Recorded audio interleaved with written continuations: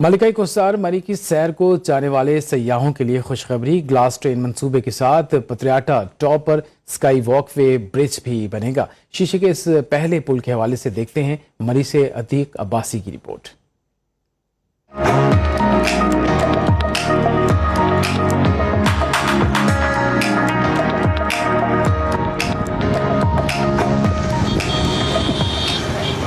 पंजाब हुकूमत सियाहत के फरोग के लिए सरगर्म। मलिका कोस्टार मरी में पत्रियाटा टॉप पर स्काई वॉक वे ब्रिज बनाया जाएगा।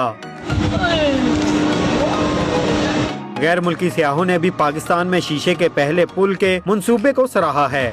The landscapes was also taking your eyes with, and I'm excited for seeing and experiencing the new bridge. It will be my next travel, inshallah. TDCP मरी के manager Muazzam नजीर कहते हैं, adventure से भरपूर मंसूबा दुनिया भर के सियाहों की तवज्जो हासिल करेगा। ये पाकिस्तान का पहला ग्लास वॉकवे ब्रिज होगा जो पत्रियाटा के सियाती मकाम पे लगाया जाएगा। आप ग्लास वॉकवे पे गुजरते हुए कश्मीर की पहाड़ियों के नजारे कर सकेंगे। मरी में सियाहती सरगर्मियां बढ़ाने के लिए किए जाने वाले इकदाम से इलाके में बेरोजगारी का खात्मा होगा। अतीक अब्बासी, सुनो न्यूज़, मरी। New York city